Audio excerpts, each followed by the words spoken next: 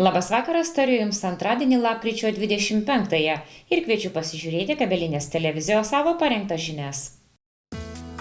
Jonavos ligoninėje nauja įranga akių ligoms. Pristatytas nemokamų sporto ir laisvalaikio erdvių žemėlapis. Jonavos šokių klubo Vėtra triumfas Vilniuje. Nauja įranga Jonavos ligoninėje padės gydyti ir diagnozuoti akių ligas. Didelį proveržį akių ligų gydyme šiemet padariusi Jonavos ligoninė įsigijo dar daugiau modernios įrangos. Pažangi optinės koherentinės tomografijos sistema padės gydytojams oftalmologams tiksliau diagnozuoti ir efektyviau gydyti akių ligas, pagerins pacientų priežiūrą. Tomografo pagalba bus galima atlikti neinvazinius lazerinius akių tyrimus, kurie leidžia itin tiksliai įvertinti vidinę akies struktūrą. Tai suteikia galimybę anksti pastebėti akių ligas, kurios laiku nediagnozuotos gali lemti regėjimo pablogėjimą ar net aklumą. Gauta nauja įranga yra su labai aktualia tinklainiai funkcija – angiografija, kai be jokio kontrastavimo matomi mikrokraujagyslininiai pažeidimai tinklainės sluoksniuose ir galima pradėti kuo anksčiau gydyti. Optinės koherentinės tomografijos tyrimas dažniausiai atliekamas žmonėms sergantiems glaukoma arba kai ši liga įtariama, taip pat nustatant amžinės geltonosios dėmės degeneraciją ir kitas regėjimo sutrikimų priežastis. Daugeliu atveju tyrimas gali būti atliktas be medikamentinio akies vyzdžio išplėtimo, todėl pacientas iš karto po procedūros gali vairuoti ar grįžti prie įprastos veiklos. Šie nauji tyrimai Jonavos ligoninėje finansuojami iš privalomojo sveikatos draudimo fondo, todėl pacientams jie yra nemokami. Moderniomis funkcijomis pasižymintis tomografas leis jonaviečiams atlikti tyrimus arčiau namų. Iki šiol tokios paslaugos buvo prieinamos tik 3 lygio universitetinėse ligoninėse. Kauno regiono gyventojams pristatytas nemokamų sporto ir laisvalaikio erdvių žemėlapis. Plačiau apie Jonavos rajone esančią infrastruktūrą pasakoja vicemerė Birutė Gailienė. Kauno regiono savivaldybė pristatė naują interaktyvų žemėlapį sportuoknemokamai.lt, kuris vienoje vietoje apjungia nemokamus sporto ir laisvalaikio erdves visame regione – Jonavos, Kėdainių, Raseinių, Kaišiadorių, Birštono, Prienų ir Kauno rajonų savivaldybėse. Šis įrankis suteikia galimybę gyventojams patogiai rasti vietas aktyviam laisvalaikiui, nuo lauko treniruoklių aikštelių iki stadionų, bėgimo takų. Plačiau apie Jonavos rajone esančią infrastruktūrą pasakoja vicemerė Birutė Gailienė.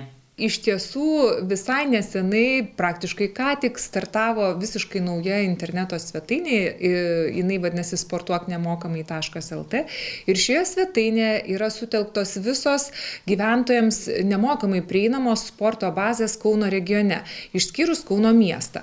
Priminsiu, kad Jonavos rajono savivaldybė drauge su kitomis 6 Kauno regiono savivaldybėmis dalyvauja sveikatą stiprinančio Kauno regiono grupės veikloje. Šitoje grupėje kiekviena savivaldybė yra delegavusi po 2 asmenis ir drauge su savivaldybės gydytojo sveikatos tikslių reikalų koordinatorė mes mudvi tenai dalyvavome jau ne 1 metus.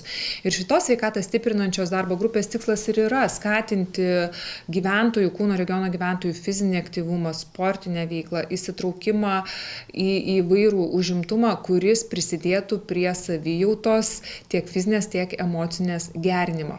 Na ir mūsų darbo grupė nusprendė, kad būtų visai šaunu mūsų Kauno regiono gyventojams sukurti žemėlapį, kuriame jie galėtų atrasti vietas, tokias, kuriuose tas fizinis aktyvumas ir galėtų būti paskatintas.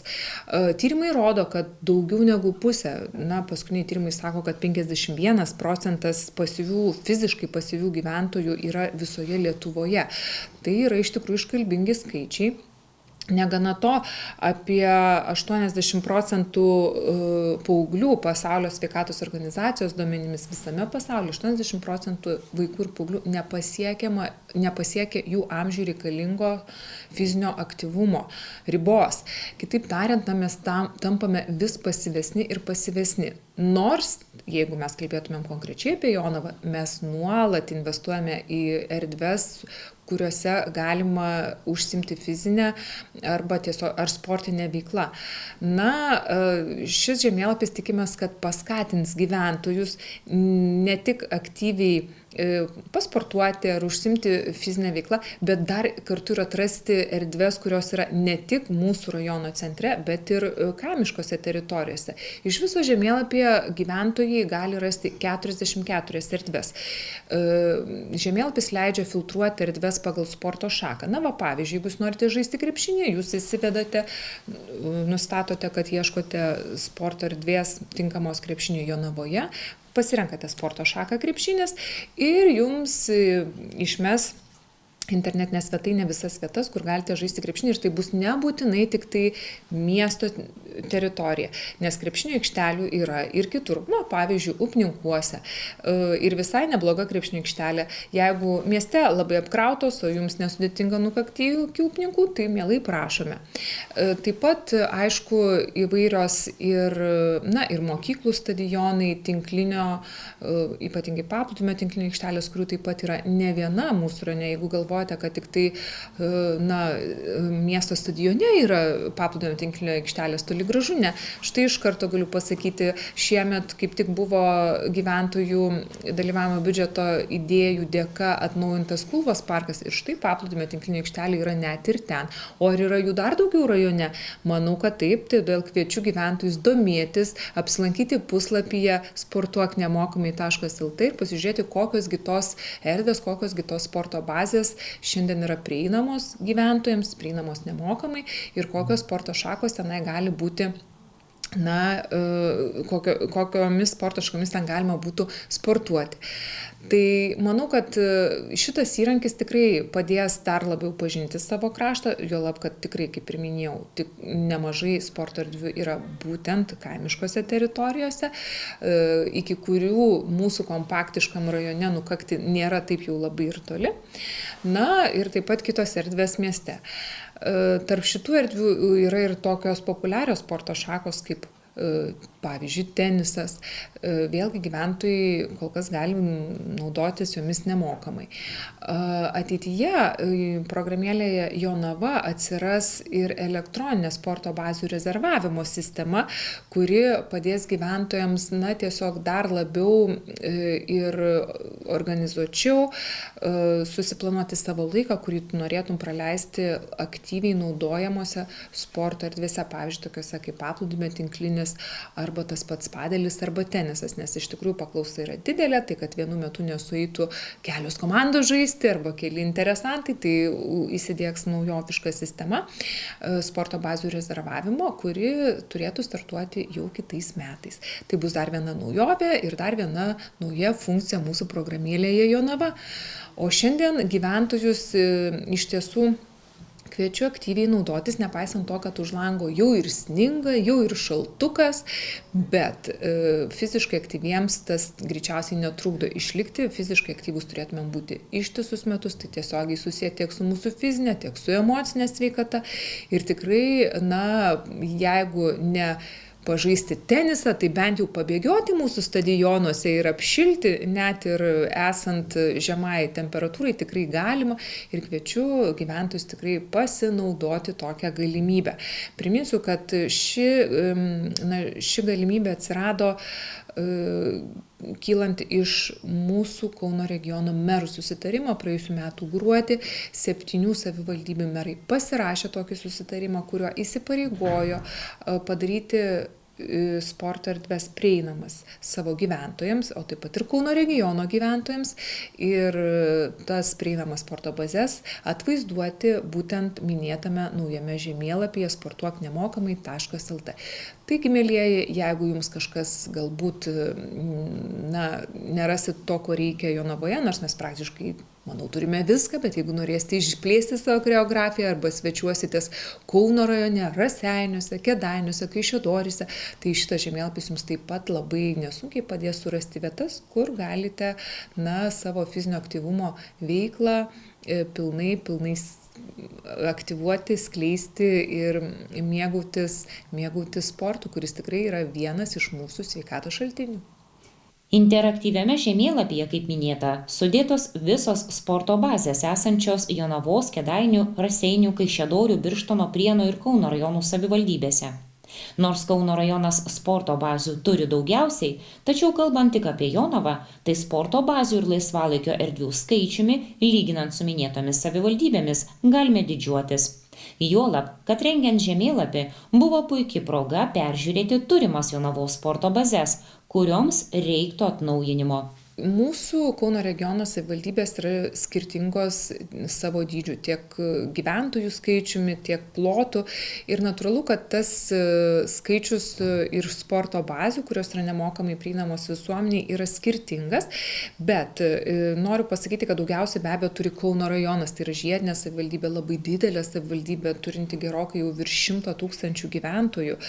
Ir šitoje savivaldybėje tikrai, ir dėl gyventojų skaičius, ir dėl teritorijos didelės aprėpties, natūralu, kad tų sporto bazių yra tikrai daugiau, bet Jonava taip pat nėra tarp šitų 7 savivaldybių kažkur gale. Mes esame berods tretieji, kurie siūlome pagal skaičių siūlomų sporto bazių, kaip ir minėjau, mūsų yra 44, iš viso yra siūloma 300 bene sporto bazių, 100 virš jų, kaip ir minėjau, jau yra didžiausiame Kauno rajono savivaldybėje, o mūsų yra 44. Kalbant apie modernumą, tai manau, kad dabar jau visos savivaldybės tikrai puoselėja tą savo aplinką, bet mūsų bazės taip tikrai yra geros, išvystytos, tikrai juose galima puikiai užsiimti fizinio aktyvumo veiklą.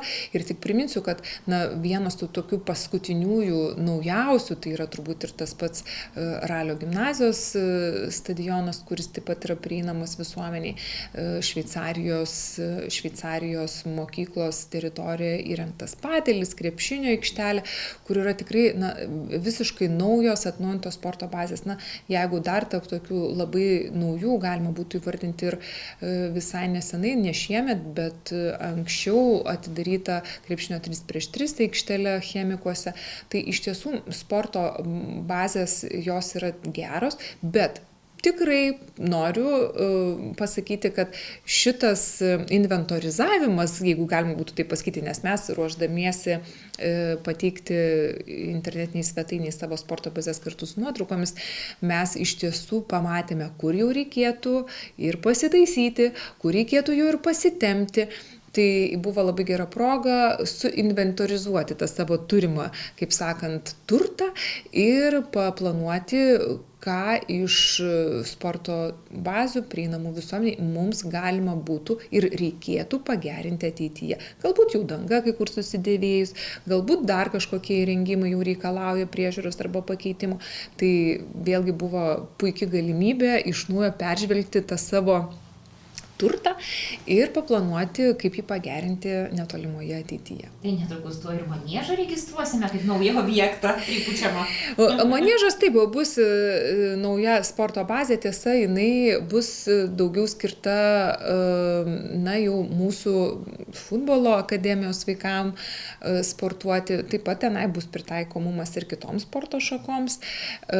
Turiu pasakyti, kad prieinamų sporto bazių, kurios būtų patalpų viduje, šiuo metu žemėlapyje nėra, nors apie tai taip pat galvojame. Tačiau, nepaisant to, primenu gyventojams, kad mūsų rajono seniūnijose, kaimiškose vietovėse savo veiklą vykdo sporto instruktoriai, kurie taip pat veikia nebūtinai vien tik tai atvirose erdvėse, jie naudojasi ir seniūnijų mokyklose esančiomis sporto salėmis ir jeigu gyventojai norėtų sportuoti ir sportuoti uždaroje erdvėje, tai jie nesunkiai tą gali padaryti, reikia susisiekti su sporto instruktorium, jų darbo laikai yra tikrai skelbiami Jonavos sporto centro svetainėje, nes jie yra pavaldus Jonavos sporto centrui ir tikrai galima vykdyti fizinio aktyvumo veiklas ir sportuoti ir uždarose patalpose.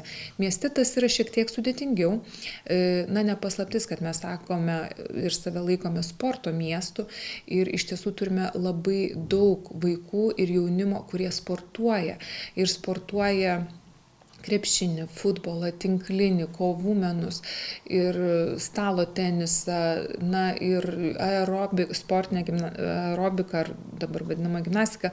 Tai tiesiog yra tikrai labai didelis užimtumas mūsų mieste esančių sporto salių, dėl to, kad yra labai didelis skaičius vaikų, kurie tiesiog lanko tas sportinės ir fizinio aktyvumo veiklas, kas iš tiesų labai džiugina. Deja, kažkurio gyvenimo momentu, perėję į paauglystę, jie kažkaip matyt suranda kitą interesų ratą ir sportas domina mažiau ir natūraliai nubyra, bet šiandieną vis tiek pelnytai galim save vadinti ir toliau ir sporto miestu ir džiaugtis, kad tikrai nemaža dalis mūsų vaikų ir jaunimo įsilieja būtent į sportinės veiklas, į sportinius užsiėmimus.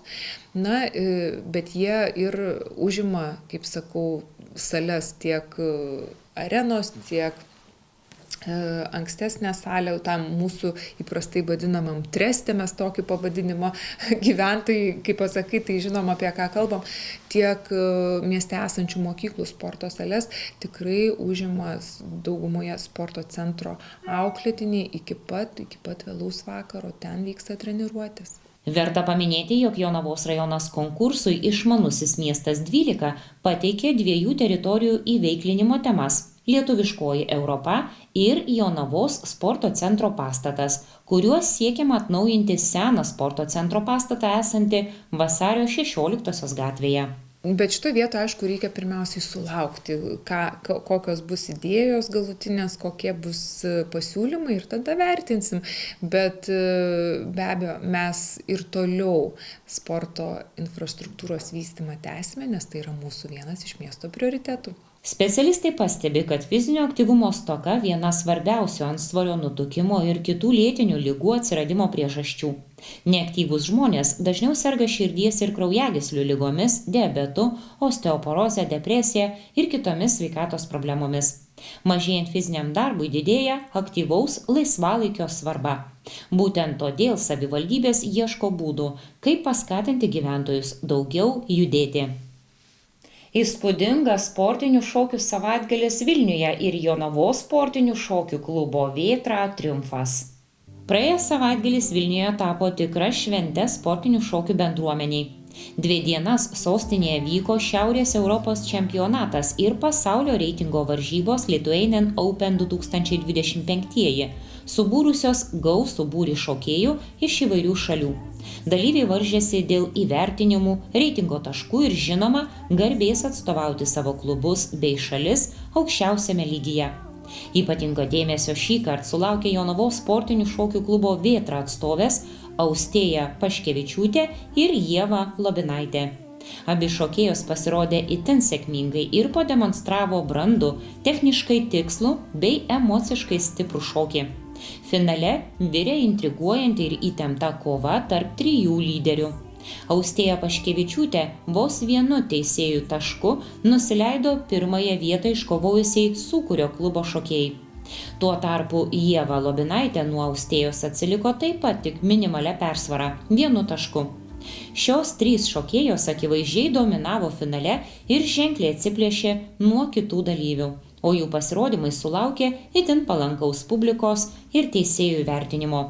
Tokie rezultatai – didžiulis Vėtros pasiekimas ir puikus įrodymas, kad Jonavos šokėjai sėkmingai žengia tarptautiniu keliu. Austėjos ir Ievos pasirodymai ne tik pradžiugino trenerius ir palaikymo komandą, bet ir įkvėpė kitus jaunuosius sportininkus siekti aukščiausių tikslų. Varžybose sėkmingai pasirodė šokių klubo Vėtra ir jaunoji pora Mindaugas Vaitkevičius ir Gerda Trilikauskytė. Jaunių 1 amžiaus grupėje sportininkai iškovojo 5 vietą. Sportininkams linkima ryžto, įkvėpimo ir pergalingų akimirkų ateityje. Toliau sinoptikų pranešimai apie rytojaus orus ir gausų sniegą. Trečiadienio naktį vietomis daugiausia pietų Lietuvoje krituliai, vyraus sniegas, kai kur lijundra, šlapio sniego apdraba. Vėjas šiaurės rytų, temperatūra nuo 1 iki 3 laipsnių šalčio. Trečiadienio dieną krituliai, daugiausiai smarkus sniegas, daug kur šlapio sniego apdraba, vietomis lijundra, vėjas šiaurės rytų, šiaurės. Temperatūra nuo 3 laipsnių šalčio iki 2 šilumos. Šiandien atsisveikinu su jumis, dėkodama už dėmesį. Kviečiu pasimatyti rytoj.